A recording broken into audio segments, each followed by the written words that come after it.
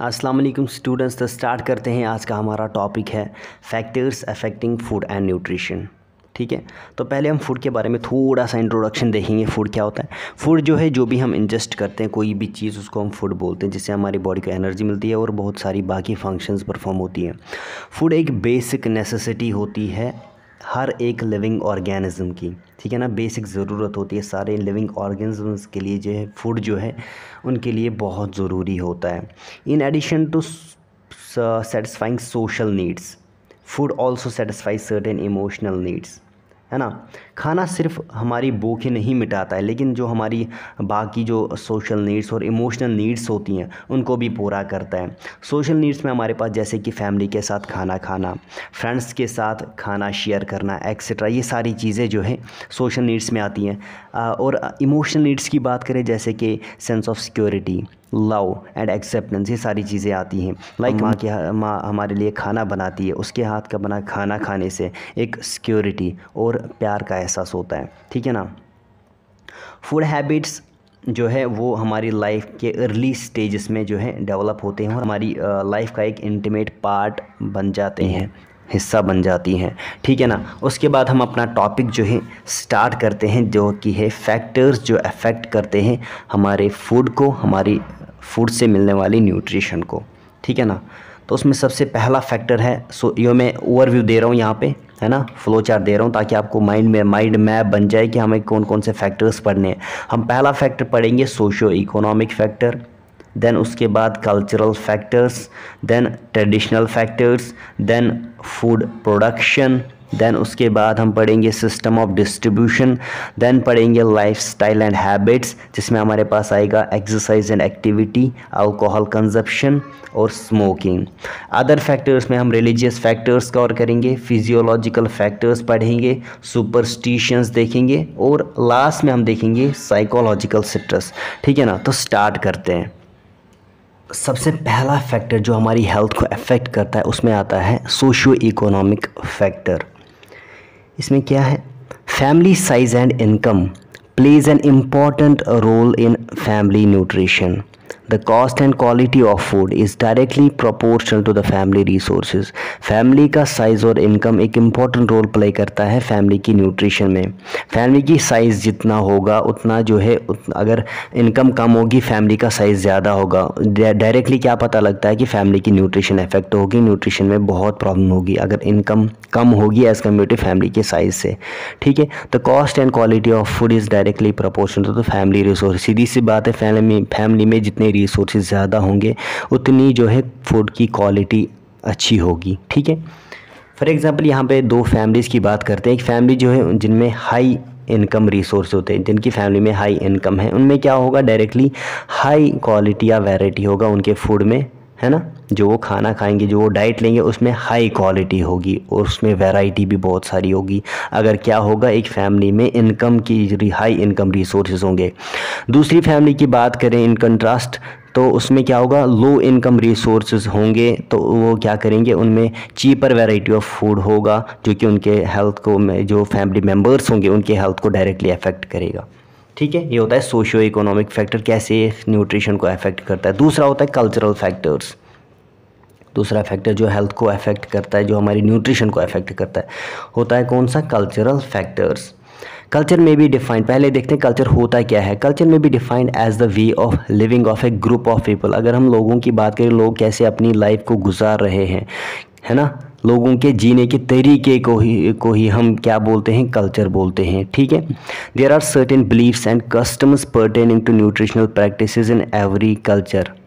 ठीक है ना। हर कल्चर के अपने कुछ बिलीफ्स, अपने कुछ कस्टम्स होते हैं जो न्यूट्रिशन के प्रैक्टिसेस पे बेस होते हैं। ठीक है। Culture is transmitted from one generation to another. ये कल्चर जो है एक जनरेशन से दूसरी जनरेशन में ट्रांसमिट होता है। फूड में be considered as a means to satisfy hunger और ए फॉर्म ऑफ एन्जॉयमेंट और सोशल शेयरिंग। खाना जो है, ये फूड लोग अलग अलग रीज़न से खाते हैं। जैसे कि भूख मिटाने के लिए, एन्जॉयमेंट के लिए, फैमिली को टाइम देने के लिए, या फिर सोशल शेयरिंग के लिए। ठीक है। उसके बाद हम कुछ एग्जाम्पल से समझते हैं। इन सम कल्चर्स गर्ल्स और women eat only after man. Curd or citrus are not taken by the people suffering from cold or cough. All these cultural beliefs affect the health of an individual directly. कुछ cultures में लड़कियां और औरतें जो हैं मर्दों के बाद ही खाना खाती हैं, उससे पहले नहीं खाती। कल्चर की वजह से, कल्चर में जो रूल्स होते हैं, रेगुलेशंस होते हैं, उसकी वजह से।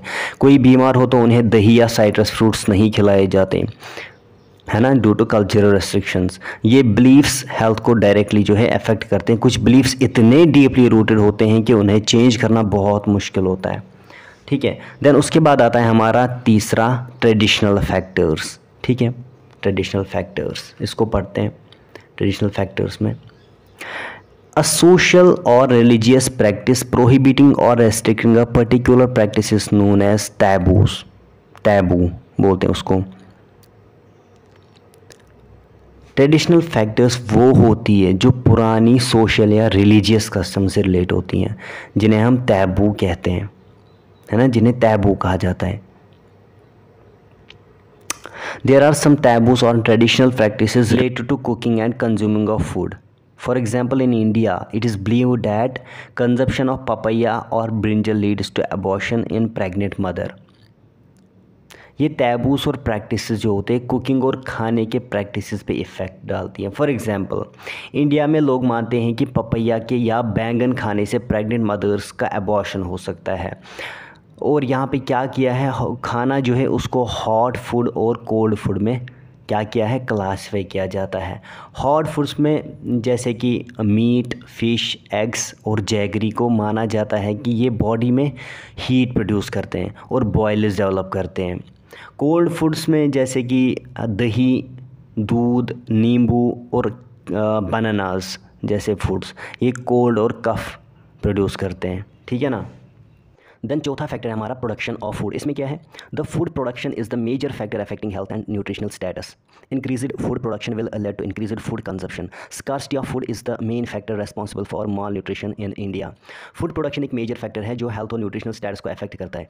एक एवरेज इंडियन, अगर हम बात करें ऐसे, याद रखना, एक एवरेज इंडियन के पास जो है सिर्फ 0.6 हेक्टेयर होता है, 0.6 हेक्टेयर लैंड सरफेस होता है, जबकि डेवलप्ड कंट्रीज़ में अगर देखें तो 5.8 हेक्टेयर पर हेड होता है, ठीक है। ज़्यादा फूड प्रोडक्शन, जितनी ज़्यादा फूड की प्रोडक्शन होगी उतना उसका जो है कंजप्शन होगा। फूड की स्कार्सिटी इंडिया में माल न्यूट्रिशन का एक मेन फैक्टर होता है, ठीक है। For an over populated country like India there is a dire need of increasing food production with the help of latest techniques and technology to fight the problems of hunger and malnutrition. क्या कहा गया यहाँ पे, कहा गया है कि over populated country जैसे कि इंडिया की बात करें, इनको क्या करना चाहिए, लेटेस्ट टेक्निक्स और टेक्नोलॉजी यूज़ करके फूड प्रोडक्शन बढ़ाने की ज़रूरत है, ठीक है। यहाँ पे है ना, इनको इन टेक्निक्स, इन टेक्नोलॉजी का यूज़ करके फूड की प्रोडक्शन को बढ़ाने की बहुत ज़रूरत है, ताकि हंगर और माल न्यूट्रिशन से फाइट किया जा सके, ठीक है ना, to fight the practice problems of hunger and malnutrition, ठीक है। उसके बाद आता है हमारे पास में सिस्टम ऑफ डिस्ट्रीब्यूशन। पांचवा फैक्टर है हमारे पास सिस्टम ऑफ डिस्ट्रीब्यूशन। इसमें क्या है, the system of uneven distribution between the countries and within the countries is the root cause of malnutrition. It is said that there will be much less malnutrition in India if all the available food is distributed equally in accordance with the physiological needs. Distribution system में uneven distribution एक major issue होता है जो malnutrition का root cause है, ठीक है। अगर available food जो है उसको equally distribute किया जाए तो इंडिया में malnutrition काफ़ी हद तक जो है कम हो सकता है। और यहाँ पे जो है locally available food जो होता है वो easily available होता है और cheaper होता है, इसलिए वो ज़्यादा consume होता है, ठीक है। फूड आइटम्स को डिस्टेंट प्लेस पे डिस्ट्रीब्यूट करने में ट्रांसपोर्टेशन की डिफिकल्टीज़ और मार्केट इम्परफेक्शंस आती हैं, ये सब चीज़ें होती हैं इसमें सिस्टम ऑफ डिस्ट्रीब्यूशन में, ठीक है। देन उसके बाद आता है लाइफ स्टाइल एंड हैबिट्स। इसमें क्या है, life style and habits. Healthy diet is the lifestyle. Healthy, well-balanced diet contributes to good health and nutritional status. Food habits have deep psychological roots and are associated with love, affection, self-image and social prestige. ठीक है। Lifestyle और habits भी important होता है। Healthy diet एक lifestyle होता है, well balanced diet good health और न्यूट्रिशनल स्टेटस को कंट्रीब्यूट करता है, ठीक है। Food habits deep psychological roots रखते हैं और लव, अफेक्शन, सेल्फ इमेज और सोशल प्रेस्टीज से एसोसिएटेड होते हैं। अब यहाँ पे एक नया वर्ड है सोशल प्रेस्टीज। इसका मतलब क्या, ये समझता है। सोशल प्रेस्टीज का मतलब होता है किसी इंसान की इज्जत और सम्मान जो सोसाइटी में मिलती है, ठीक है। जो भी सोसाइटी में इज्जत मिलती है, सम्मान मिलता है, उसको क्या बोलते हैं, उसी को हम सोशल प्रेस्टीज बोलते हैं। ये इज़्ज़त किस वजह से मिलती है, ये अपने कामों से मिल सकती है, अपनी हालत के हिसाब से मिलती है इंसान को, ठीक है। फॉर एग्जांपल, एक डॉक्टर की सोसाइटी में हाई प्रेस्टीज होती है क्योंकि लोग उन्हें रेस्पेक्ट करते हैं उनकी नॉलेज और उनके काम के लिए। अगर कोई डॉक्टर है तो उसे लोग जो है ज़्यादा इज्जत देते हैं और उसकी बात को भी मानते हैं क्योंकि उनका प्रोफेशन हाई प्रेस्टीज वाला होता है, ठीक है। आगे समझ, there is a direct link between the dietary habits and chronic disease, जिस हिसाब से हमारे डाइटरी हैबिट्स होंगे, किस तरीके का हम डाइट लेते हैं, और क्रोनिक डिजीज़ जो होते हैं, जो कि एक लॉन्ग समय से डिजीज़ चलते हैं, लॉन्ग समय के लिए चलते हैं, उनके बीच में एक डायरेक्ट लिंक होता है। क्रोनिक डिजीज़ में हमारे पास में लाइक हम कह सकते हैं obesity, diabetes, cardiovascular disease etcetera, ठीक है। These are also called lifestyle disease. इनको हम लाइफस्टाइल डिजीज़ भी बोलते हैं, क्योंकि लाइफस्टाइल हैबिट्स को मॉडिफाई करके ही ये चीज़ें जो है, ये डिजीज़ जो है ऑकर होती हैं। Lifestyle habits having direct impact, वो लाइफस्टाइल जो होती हैं, कुछ लाइफस्टाइल ऐसे होते हैं जिनका डायरेक्ट इम्पैक्ट होता है किस पे, हमारी हेल्थ पे। वो कौन सी होती हैं? पहला है उसमें एक्सरसाइज एंड एक्टिविटी, ठीक है। इसमें क्या समझना है? People having routine activities, regular habits of walking and exercising have less chances of getting lifestyle diseases as compare to those who don't have any, ठीक है। पीपल, जो भी लोग रूटीन एक्सरसाइज करते हैं, रेगुलर हैबिट्स ऑफ वॉकिंग रखते हैं, ठीक है, उनमें ये क्रोनिक डिजीज़ के चांसेस बहुत कम हो जाते हैं एज़ कम्पेयर टू दोस्त जो बिल्कुल भी जो है आलसी बने बैठे हैं, बिल्कुल भी कोई एक्टिविटी नहीं करते, कोई एक्सरसाइज नहीं करते, वॉक नहीं करते, उनके कंपैरिजन में। People who exercise regularly require more calories और एनर्जी, जो भी लोग होते हैं, जो पीपल होते हैं रेगुलरली एक्सरसाइज करते हैं, उनमें ज़्यादा कैलोरीज, ज़्यादा एनर्जी की ज़रूरत होती है। दूसरा जो है लाइफस्टाइल हैबिट, जिसका लिंक है, डायरेक्ट लिंक है क्रोनिक डिजीज़ के साथ, वो है alcohol consumption. Excessive and regular use of alcohol, excessive हो गया ज़्यादा, और regular use of alcohol for longer periods of time affects the metabolic processes and brings about decline in the health. जो भी person regularly excessive amount of alcohol intake करता है बहुत ज़्यादा समय के लिए, तो उसके मेटाबॉलिक प्रोसेस से अफेक्ट होते हैं, उसकी ओवरऑल हेल्थ जो है डिक्लाइन होती है। This habit can lead to damage to nearly all organs and system of the body. जो भी इसकी बॉडी में ऑर्गन होगा, जो भी बॉडी का सिस्टम है, वो सारे जो है इस हैबिट से अफेक्ट होंगे। देन उसके बाद तीसरा आता है smoking. Smoking has a direct adverse effect on the health of the person, directly affect करती है एडवर्सली एक हेल्थ को, एक इंडिविजुअल के। इवन पेसिव स्मोकिंग जो है, जो कभी कभार स्मोक करते हैं, as an ill effect on the health of an individual, उनको भी जो है एक इल इफेक्ट होता है उनकी हेल्थ पे, इंडिविजुअल के हेल्थ पे उसका।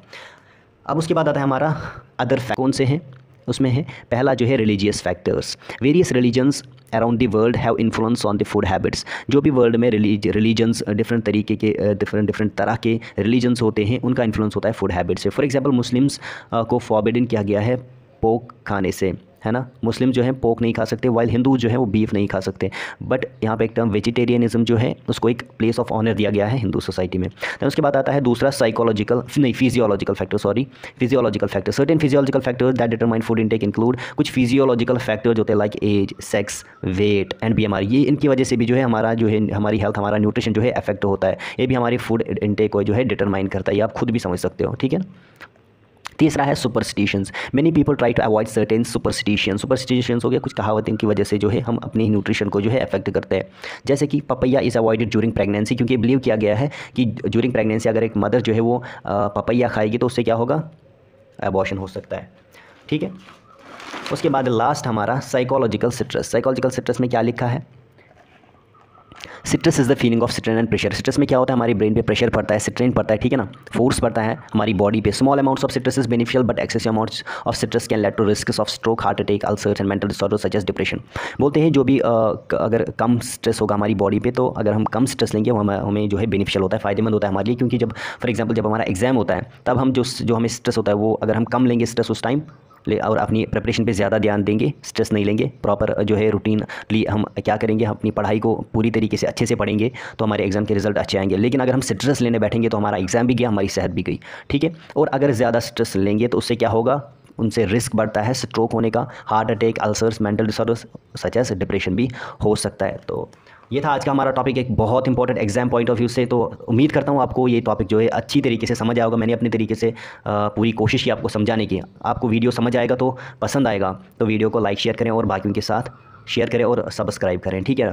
तो मिलते हैं अगली वीडियो में, तब तक के लिए खुदा हाफिज़। और हाँ, अगर आपको नोट चाहिए तो मैं डिस्क्रिप्शन में अपने टेलीग्राम चैनल की लिंक दे दूँगा, तो उससे आप वहाँ से जो है नोट्स को आप डाउनलोड कर सकते हो। खुदा हाफिज़।